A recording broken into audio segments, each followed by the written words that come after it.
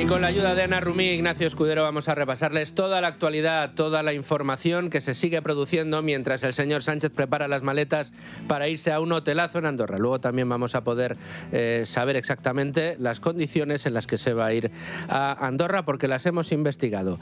Vamos a hablar de la comparecencia también de Sánchez en el Congreso, que ha tenido que adelantar, pero antes hay que contarles algunas pinceladas más de esos trabajos que está haciendo Ángel Víctor Torres y que le van a llevar al menos, según el decreto que se aprobó ayer, hasta el día 31 de diciembre. También ha asegurado el señor Ángel Víctor Torres que a partir del 31 de agosto van a empezar a retornarse a los ilegales que continúan en la ciudad autónoma, pero con ciertas garantías legales. Ya saben que hoy ha entrado en vigor ese Real Decreto por el que se establece el mando único en Ceuta, que va a durar, como les estamos diciendo, hasta Navidad. Un decreto en el que se sugiere que centros de la ciudad, como los polideportivos, iban a ser usados, y digo iban por lo que le vamos a contar ahora, como lugares para alojar a esos invasores. Sí, Ceuta hace unos minutos también ha dicho que se estaban preparando para recurrir legalmente el decreto por el uso de los polideportivos, pero hace unos minutos, como decías, Ángel Víctor Torres ha asegurado que no se van a utilizar los polideportivos para alojar a los migrantes, pero sí que van a utilizar otros espacios. Y se van a incluir otros espacios. Nosotros no queremos afectar la convivencia, ni las normas, ni el día a día de la comunidad de Ceuta, de los ciudadanos y ciudadanas de Ceuta. Es verdad que hay espacios que han sido utilizados en el pasado, en otras crisis, y tenemos que tener espacios, repito, para que todos puedan retornar. Y es que el uso de los centros deportivos ha enfadado mucho a la ciudad. Escuchan lo que decía esta tarde también el presidente de Ceuta, antes de saber que no se iban a utilizar esos polideportivos, Juan Jesús Vivas, sobre esa utilización de los centros. Los polideportivos no se van a utilizar para esto. Y a mí me van a tener que sacar de los polideportivos si lo van a intentar. Y todos los que quieran venir conmigo. Porque hombre, que menos que decir, oye, ¿a quién se le ha ocurrido esto de los polideportivos? ¿Ustedes han preguntado? Porque a nosotros no nos preguntaron. Nosotros hicimos una lista de emplazamientos que implicaban no cargar más anormalidad sobre la anormalidad ya existente. El presidente de Ceuta ha insistido en que la única solución para que la ciudad vuelva a la normalidad es retornar a todos los ilegales que siguen en la ciudad, y ha lamentado que por parte del gobierno no exista un plan claro para asistir a Ceuta después de un mes. Un plan que Ángel Víctor Torres ha asegurado esta tarde que está en marcha. Por cierto, les cuento también que mañana podremos ver en Ceuta a la fiscal general del Estado, a Teresa Peramato, que se va a reunir con Juan Jesús Vivas, el presidente de Ceuta, también con el delegado del gobierno de la ciudad autónoma y con los fiscales de la ciudad. Y también irá el expresidente José María Aznar, algo que ha criticado, por cierto, el ministro de Transportes, Óscar Puente, que decía en sus redes sociales que, y esto es literal, sería un detalle regalarle un ramito de perejil a su llegada a Ceuta.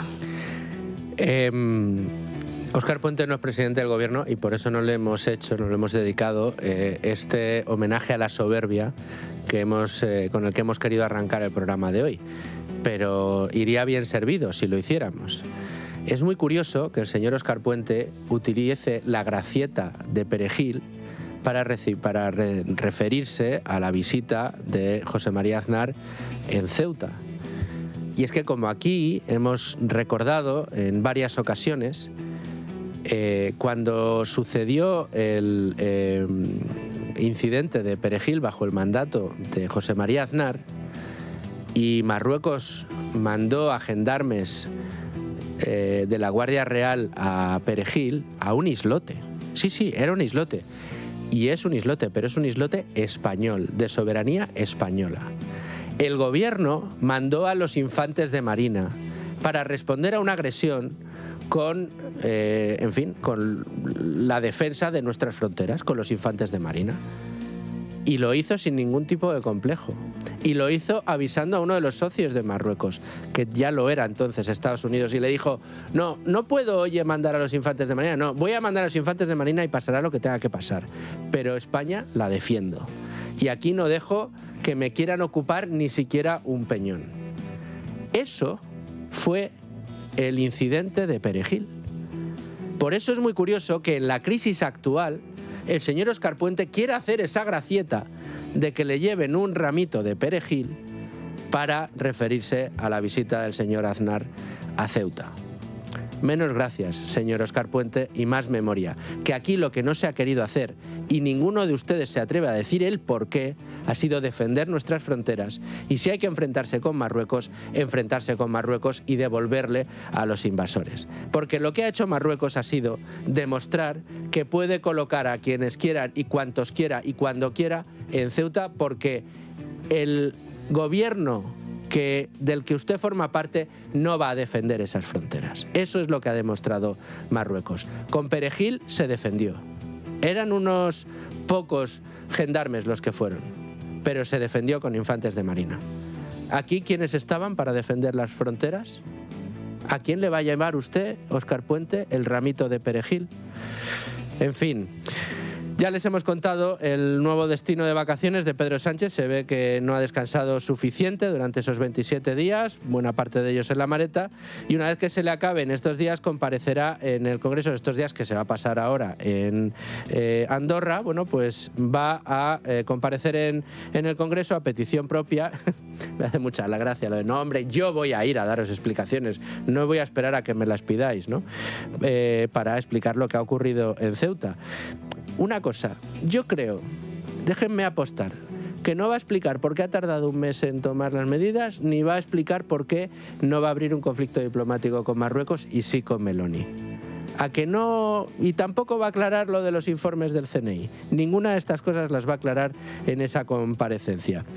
En fin, la fecha se ha tenido que adelantar porque en un principio la habían puesto para el 9 de septiembre y ya va a ser mucho antes, Ana. Va a ser el 3 de septiembre. Y es que la comparecencia de Sánchez se había anunciado, como dices, para el día 9 de septiembre, pero horas después, desde Presidencia, han tenido que rectificarla y dar esa nueva fecha que, como decimos, es el 3 de septiembre. Lo han hecho por la presión que ha ejercido sobre ellos la oposición y también algunos socios del Gobierno, a pesar de que desde el Ejecutivo querían retrasar esta comparecencia lo máximo posible. Lo interesante es que han sido muchos de los socios los que han reprochado a Sánchez comparecer tan tarde, el 9 de septiembre, como tenían fijado en un principio. Escuchen lo que decía Ione Belarra, de Podemos, y Alberto Ibáñez, de Sumar. Creo que el presidente del Gobierno llega tarde al Congreso de los Diputados. El día 9 es muy tarde. Creo que hay muchas explicaciones pendientes. Creo que todavía no tenemos la información sobre el papel del CNI, de las relaciones con Marruecos. Es lamentable que se haya propuesto la fecha del 9 de septiembre, con toda la tranquilidad del mundo, con la gravedad de esta crisis. Para el Partido Popular, Sánchez también llega tarde a dar esas explicaciones sobre lo que ha ocurrido en Ceuta, pero advierten de que el presidente del Gobierno tendrá que detallar cuáles son las relaciones con Marruecos y por qué están sometidos a lo que digan desde el país vecino. Esther Muñoz, portavoz del PP en el Congreso, en una entrevista en 4. Nos preguntamos muchos si tenemos un gobierno sometido a Marruecos, porque nadie lo entiende. ¿Cómo es posible que en este verano, con la crisis que hemos tenido, el gobierno haya abierto un conflicto diplomático con Italia y no lo haya abierto con Marruecos? ¿Cómo es posible que dos ministros, el de Justicia y el de Asuntos Islámicos, hayan hablado de la falta de españolidad de Ceuta y de Melilla, que forman parte de Marruecos, cuando son dos ciudades centenarias, que son españolas desde mucho antes de que existiera Marruecos como país, y no se haya convocado y no se haya llamado a la embajadora de Marruecos? Y que además no solo eso, sino ver a ministros como Óscar Puente dándoles las gracias. Desde Vox también opinan que estas explicaciones de Pedro Sánchez llegan tarde y además dicen que no esperan nada de sus palabras. Pepa Millán, portavoz de Vox en el Congreso. No esperamos absolutamente nada. Más mentiras de un traidor que está dejando abandonados hasta ahora todavía a los ceutíes, que están sin poder salir de sus casas. Lo único que esperamos es que tengan un juicio justo, y por eso es por lo que nosotros vamos a trabajar, para que este gobierno responda ante la justicia y ante la historia por traición y por abandonar a los españoles y a los más vulnerables cuando más lo necesitaban. En el seno del PSOE también hay críticas para Sánchez y para su inacción a lo largo de esta crisis en Ceuta, que está cerca de cumplir ya un mes. Ha sido el presidente de Castilla-La Mancha, Emiliano García Paje, quien ha reprochado duramente la actuación del Gobierno y de Sánchez. La respuesta ha sido evidentemente insuficiente desde todo punto de vista. Creo que lo piensa todo el mundo en España, ¿no? El que piense de otra manera es simplemente que no ha visto lo que ha pasado. Y esto duele especialmente de que se haya producido el incidente de seguridad a comienzo de las vacaciones. A lo mejor ese mando hubiera estado mucho antes de haber sido al final de las vacaciones. Fíjense, y es triste llegar a esta conclusión. En fin, ya les decíamos que el señor Paje en este caso mete el dedo en la herida. También es verdad que a Paje siempre le recordamos que perro ladrador, poco mordedor, y que cuando ha tenido la oportunidad de desmarcarse de verdad del presidente del Gobierno, no lo ha hecho con aquellos diputados que dependen de él, de Castilla-La Mancha. En fin, vamos a seguir porque mientras en el Gobierno continúa el choque de ministros por las declaraciones de Margarita Robles. Este es otro de las incógnitas que tenemos. ¿Hubo o no hubo informes del CNI? ¿Sabía o no sabía el Gobierno que algo gordo se preparaba. Evidentemente no hay informes que digan el día 30 a las 7 de la mañana van a empezar a llegar por oleadas hasta 80.000 invasores que van a entrar por la frontera del Tarajal. Ese nivel de detalle no tienen los informes del CNI, ya se lo digo. Pero que se estaba preparando algo gordo y que un incidente de estas características era muy posible que sucediera, lo han advertido todos y los informes ya los estamos empezando a conocer. Pero respecto a los informes del CNI sigue habiendo duda, porque Margarita Robles desliza que sí que existieron esos informes y desde el resto del gobierno le quitan la razón.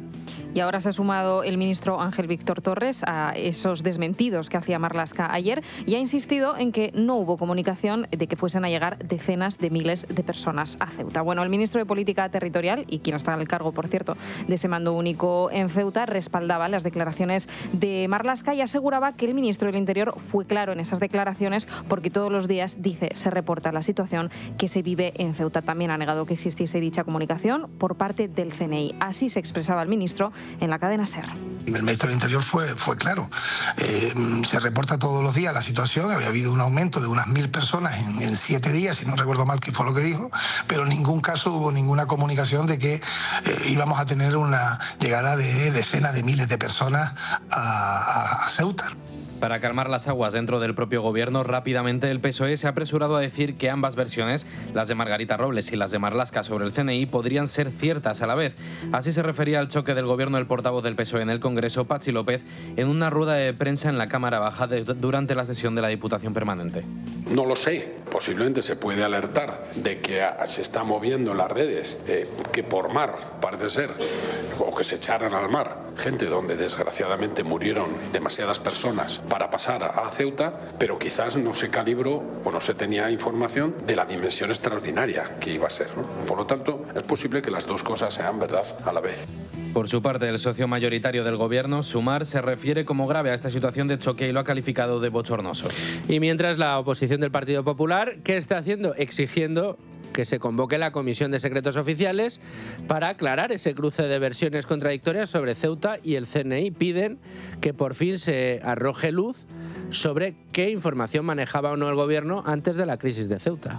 A través de sus redes sociales, el líder del PP, Alberto Núñez Feijóo, pedía que se convocara esa comisión de secretos oficiales por el desbarajuste, decía, de versiones, como las calificaba, entre Marlaska y Robles. El PP sugiere incluso la posibilidad de someter a los titulares de Interior y de Defensa a un careo para que se conozca si el gobierno disponía o no de información sobre lo que iba a suceder en Ceuta. Por su parte, el presidente de Ceuta, Juan Jesús Vivas, ha advertido del hartazgo de los ceutíes y asegura que el gobierno estaba avisado de lo que podría ocurrir en la ciudad autónoma y que se podría haber evitado. Un hecho como el que estoy diciendo, es decir, la vulneración de nuestra frontera y de la integridad territorial mediante una entrada masiva que se pudo evitar, que se tuvo que evitar, que la tuvo que evitar quien podía y debía hacerlo, y además estaba avisado. Con lo cual, la indignación de los ceutíes está más que justificada. Y claro que está justificada, presidente, por supuesto que está justificada. Pero ya ve que desde el gobierno, oye, el llamamiento ahora, Ángel Víctor Torres Dixit, es que la violencia no se apodere de los ceutíes, pobrecitos, los invasores. A ver si ahora se van a molestar los ceutíes porque estén allí los pobres. Miren de ejemplo a las familias que han acogido en sus casas a los invasores. Esos son los buenos. Los malos, los que están indignados. La verdad que es tremendo lo que estamos viendo y era difícil adivinar que después de establecer el mando único los mensajes que íbamos a escuchar eran estos. Ya escuchamos a Mónica García acusar de xenófobos y racistas a los médicos de Ceuta, pero que el jefe del mando único ahora diga que los peligrosos son los ceutíes, es que esto es lo que está diciendo el señor Ángel Víctor Torres. En fin, tenemos también que hablarles de Junts, porque ha vuelto a presentar en el Congreso de los Diputados la proposición de ley para que el gobierno catalán asuma las competencias ahora en materia de inmigración. Esta proposición es la misma que pactó el año pasado con el PSOE y que fue rechazada por PP y Vox, también por Podemos y por 2 diputados de Sumar. Ahora ha modificado el preámbulo para tratar de evitar el veto de Podemos. Acelerada por la crisis de Ceuta, esta proposición llega al Congreso con pocas expectativas de salir adelante, aunque según Míriam Nogueras portavoz del Partido Independentista, es más necesaria que nunca para no tener que acoger a los inmigrantes ilegales llegados a Ceuta en Cataluña. Además, con esta ley, asumir control en fronteras, puertos y aeropuertos y denegar o aprobar estancias de larga duración, incluso expedir NIFs o expulsar inmigrantes, es lo que querían. Que fan falta dos cosas. La primera. Falta dos cosas. La primera, garantizar la integración de las personas que quieren quedarse, de las personas que acepten los valores y las normas del territorio en el que quieren construir una vida. Y la segunda es ejecutar las Y la segunda es ejecutar las órdenes de expulsión con la máxima rapidez. amb la màxima rapidez. Para que esta proposición salga adelante es necesario el voto a favor de Podemos, algo que no parece tenerlo fácil el Partido Independentista tras las palabras de la líder de la formación morada, Ione Belarra. Cuando un grupo parlamentario conoce una propuesta a través de los medios de comunicación, normalmente el objetivo no suele ser negociar, sino que suele ser presionar. Nosotras ya lo dijimos, el problema evidentemente era la intención con la que se hacía esa delegación de competencias, reflejada en el preámbulo, con un enfoque abiertamente racista. No he tenido la oportunidad de leer este nuevo preámbulo. Una medida de Junts pactada con el gobierno de Sánchez como pago a los independentistas por su apoyo en la legislatura, que ha criticado el socialista Emiliano García Paje. En medio de la frustración nacional que supone la no acción, la no respuesta en Ceuta, tenemos encima el debate de los independentistas que están planteando que sea con criterios racistas y xenófobos algunas comunidades autónomas las que gestionen nuestras fronteras. Solo faltaba eso para añadirnos al caos que estamos viendo por televisión todos los días. Paje ha calificado la invasión como una emergencia de seguridad nacional y ha pedido que sea el Gobierno central quien asuma el coste del no control de las fronteras. Y mientras en Ceuta están lejos de alcanzar esa normalidad todavía, además de no poder salir de casa, una de las cosas que más preocupa ahora a los ceutíes es precisamente la vuelta al cole. Ayer lo comentábamos, prevista para el próximo 8 de septiembre. Muchas familias temen por la seguridad y la salubridad de sus hijos en los centros, mientras el Ministerio de Educación se ha reunido hoy para decidir si retrasa o no este inicio. Más allá de la propia seguridad en las aulas y si para el inicio del curso se habrá podido desalojar todos los centros que están acogiendo a inmigrantes ilegales llegados en esa invasión de finales de julio, las familias y las asociaciones educativas temen por el trayecto de los estudiantes. La inseguridad en las calles lleva a muchas familias a no querer que sus hijos salgan de casa y menos que tengan que hacerlo solos, en muchos casos para ir al colegio.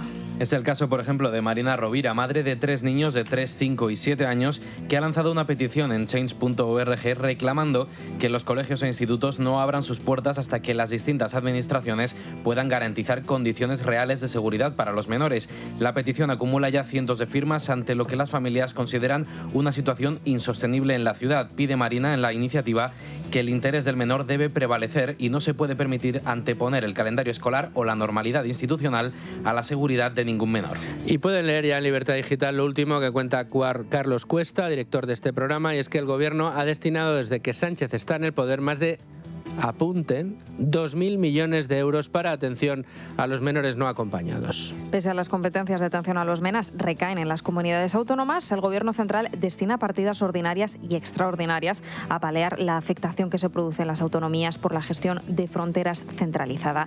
En el año 2018, el Gobierno aprobó un Real Decreto con una dotación de 40 millones de euros y entre 2019 y 2021, el Ejecutivo de Sánchez, a través de diferentes ministerios, subvenciones directas o sujetos a fondos de contingencia. Entre 2022 y 2024, el Gobierno dio 60 millones a las comunidades para acoger a los menores que derivaban de ciudades como Ceuta, Melilla o también de Canarias. Esto sumado a otras líneas de subvención. Por último, en los últimos 2 años se han aprobado partidas anuales de 35 millones de euros. A todo esto hay que sumarle dinero destinado a través de ministerios y de fondos de ayuda y subvenciones al empleo, la formación o la inserción laboral de extutelados. A estos alrededor de 200 millones del Gobierno central hay que sumar el gasto disparado de las comunidades autónomas para estos recursos. Desde 2018 las comunidades autónomas acumulan un gasto de entre 3.000 y 5.000 euros mensuales por cada menor, lo que se suma a los distintos sistemas de protección. El gasto acumulado de las comunidades, del que el Estado asume una mínima parte, suma cerca de 2.000 millones de euros. Y mientras tanto, Marruecos sigue a lo suyo, a reclamar cada vez que puede Ceuta y Melilla para sí y a poco menos que burlarse de la gestión española. Hoy hemos sabido que Marlaska condecoró al jefe de inteligencia marroquí meses meses antes de la invasión en Ceuta. Esto es importante porque este jefe de inteligencia sería siempre presuntamente el que coordinaría la entrada masiva en la ciudad autónoma. Y esta condecoración llegó para Abdelatif Hammoud el 11 de octubre de 2025 con la Gran Cruz del Mérito de la Guardia Civil, que es una de esas máximas condecoraciones del Instituto Armado Español. Se le otorgó este reconocimiento por la colaboración, decían, bilateral en la lucha contra el terrorismo y el crimen organizado, aunque fue una decisión que provocó malestar entre los propios agentes. Su presunta vinculación con el asalto masivo en la frontera de Ceuta a finales de julio lo ha revelado el grupo de hackers Jabarut, los que hace unos días publicaron datos de 70.000 agentes espías marroquíes. El grupo de hackers lo acusa de ser el brazo ejecutor de la invasión a Ceuta y que los agentes bajo su mando coordinaron sobre el terreno la logística del flujo migratorio masivo hacia Ceuta. Hoy también tenemos que hablar de corrupción, tenemos que hablar, por supuesto, de las novedades que cercan al PSOE. Ayer, si se acuerdan, le pedíamos a Teresa Gómez aquí en el estudio que nos cebara la exclusiva que iba a publicar hoy en The Objective y nos dijo que tendríamos novedades sobre las cloacas. Pues bien, pensaba yo que iba a ser algo sobre el Leire 10, pero no. Hoy sabemos que la Interpol detuvo este lunes al empresario de hidrocarburos Alejandro Hamlin, que permanecía huido de la justicia española, y el empresario al que recurrieron en ese famoso audio que todos recordarán de Leire 10 pidiéndole a Hamlin pruebas para acabar con el teniente coronel Balas. Teresa Gómez, buenas noches. ¿Qué tal? Buenas noches, Luis Fer. Enhorabuena por esa nueva exclusiva. Cuéntanos, ayer estabas ahí sujetándote, no querías dar más detalles, pero desde el lunes está detenido por la Interpol. Está detenido por la Interpol, él se encontraba huido desde el año 2000, desde hace un año, desde el año 2025, y le han detenido en Abu Dhabi y le han comunicado ayer justo a la Audiencia Nacional la detención y ahora pasará a disposición, será entregado a España. Le han detenido por otro caso distinto al de hidrocarburos. Él tenía que ser juzgado aquí en España por un fraude en el IVA del carburante de casi 200 millones de euros y no se presentó al juicio, no se presentó porque en una de estas salidas que le permitió el juez pues decidió quedarse en Emiratos Árabes. Entonces lo que hizo la Audiencia Nacional es solicitar la entrega de Hamlin, del empresario Hamlin, pero al mismo tiempo se le abrió otra investigación. ¿Y por qué? Y porque entre esa documentación incautada los policías de asuntos internos descubrieron que Hamlin tenía a sueldo a un policía de la Audiencia Nacional, al que le pagaba 5.000 euros mensuales a cambio de información confidencial. Pues en esta misma causa, según me cuentan a mí mis fuentes policiales, también se está investigando un presunto delito de blanqueo de capitales en Estados Unidos. Es decir, habían utilizado cuentas radicadas en Estados Unidos y habían blanqueado fondos procedentes pues de la comisión ilícita por parte del empresario Hamlin. Entonces, a mí lo que me dicen es que aquí ha intervenido Estados Unidos y yo cuando te dije que estaba relacionado con el tema de las cloacas es porque esto va a dar mucho que hablar. Y cuando digo que va a dar mucho que hablar es porque hay que recordar que Alejandro Hamlin es la persona a la que recurrió Leire 10 y Pérez Dolcet y Jacobo Tejero, es decir, los representantes de esas cloacas del Partido Socialista, para, y digo textualmente, matar a Balas. Ellos querían matar al teniente coronel Antonio Balas, que es el que está investigando esas investigaciones, el que está dirigiendo la U con esas investigaciones de corrupción que afectan al gobierno. Bueno, cuando digo que afecta a las cloacas es porque una vez que Hamlin esté en España, va a declarar, y es muy importante su declaración en esta causa, sobre la cloaca del Partido Socialista. Va a declarar cómo le contactaron, qué le ofrecieron, porque le ofrecieron un pacto con la Fiscalía a cambio de dar información sobre un teniente coronel de la UCO, de la Guardia Civil, y todos esos detalles que hasta el momento no conocemos, como por ejemplo quién estaba detrás de las cloacas, qué pacto le ofrecieron a través de la Fiscalía. Y bueno, yo creo que va a ser muy interesante porque posiblemente esto pueda conllevar a nuevas imputaciones en el caso de las cloacas del Partido Socialista. Hay que tener en cuenta una cosa y que sí que quiero resaltar. Sí. el propio Hamle ha declarado que esa información que supuestamente tenía sobre el teniente coronel Antonio Bala era mentira, se la había inventado y lo había hecho para ver hasta qué punto estaba dispuesta a llegar la cloaca del Partido Socialista. ¿Qué le iban a dar? ¿Qué le iban a dar a cambio? Eso es. ¿Hasta dónde llegas, no? Bueno, pues Teresa, enhorabuena por esa información y seguiremos leyéndote en The Objective. Muchísimas gracias a vosotros. Muy buenas noches. Y tenemos que seguir con más información porque, en fin, también tenemos que hablar hoy del Barça, porque hoy hemos sabido que el club blaugrana ha cancelado el homenaje a sus 8 jugadores que se proclamaron campeones del mundo y a los campeones del mundo que militan en Atlético de Bilbao bajo el pretexto de que no era un momento apropiado para hacerlo. ¿Saben ustedes qué va a hacer el Barça en su lugar? Bueno, pues un homenaje a la bandera separatista catalana. Así lo ha anunciado Joan Laporta. Desde la Junta Directiva que tengo el honor de presidir, he comunicado que este acto no se hará. Este acto que queríamos hacer de reconocimiento a los jugadores del Barça que habían ganado el Mundial y que nos había propuesto la Federación Española, porque no se da en el contexto, entorno y momento más adecuado y por tanto no lo haremos. Lo hemos puesto en conocimiento de la Federación y lo han entendido perfectamente. Y lo han entès perfectamente. ¿Cómo no lo va a entender perfectamente la Federación Española de Fútbol? Que si son catalanes y vascos, estos que van a querer hacer un homenaje al Mundial. Dani Blanco, buenas noches. ¿Qué tal, Luis Fer? Buenas noches. ¿Tú lo entiendes perfectamente? Porque a mí no me entra en la cabeza. Yo no lo entiendo perfectamente. De hecho, yo creo que es terrible lo que está pasando en el Barcelona respecto a este partido de mañana ante el Athletic de Bilbao a las 9 de la noche. Hay que recordar que ya en 2010 el Barcelona se negó.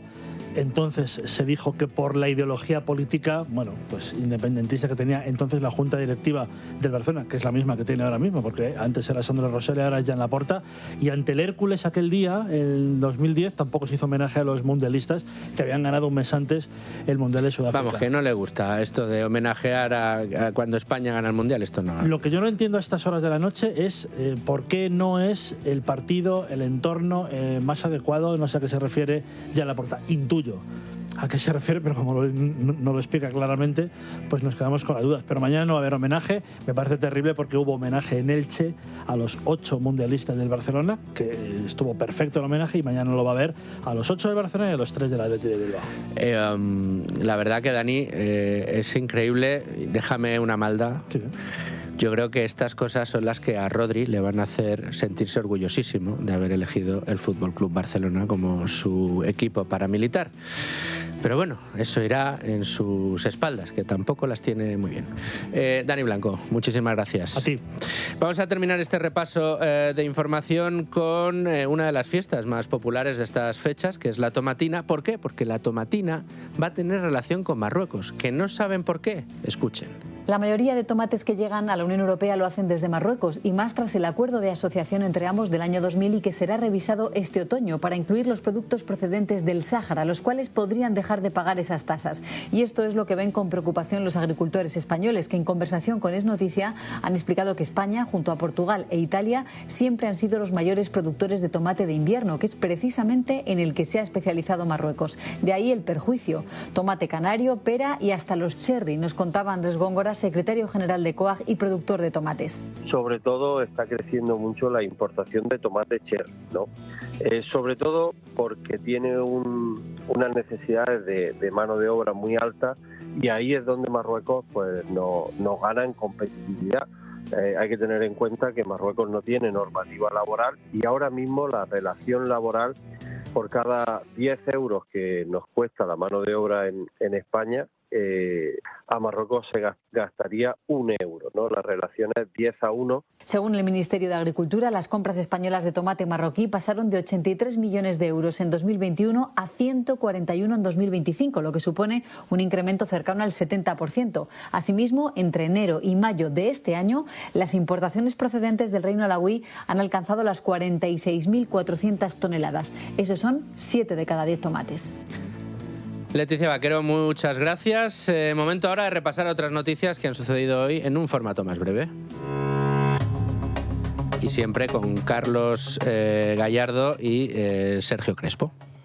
Una fuerte riada en Nepal, registrada esta mañana, cifra ya en 160 los fallecidos y en más de 700 los desaparecidos. El gabinete a cargo del ministro de Asuntos Exteriores, José Manuel Álvarez, ha confirmado la desaparición de 2 españoles. Al menos 50 personas han resultado heridas en Noaín, Navarra, al explotar varios cohetes entre la multitud y el balcón del ayuntamiento durante el chupinazo. Al menos 3 personas han sufrido heridas graves. Una mujer y su hija de 17 años han muerto este miércoles en Roda de Berà, Tarragona, tras pasar varios días hospitalizadas en estado crítico al ser arrolladas por un muro tras las intensas lluvias del pasado sábado. El Gobierno de España se ha abierto esta tarde a intervenir, si fuera necesario, en la huelga indefinida de Airbus, que cumple hoy su segundo día.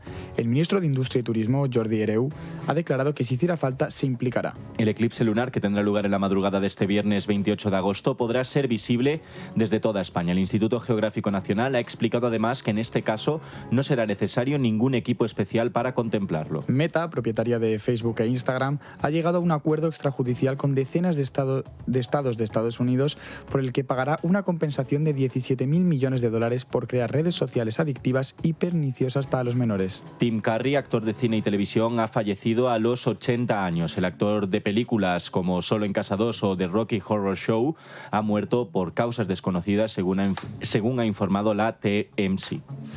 Pues muchas gracias, Sergio y Carlos. Momento de irnos a la tertulia. La noche de Cuesta.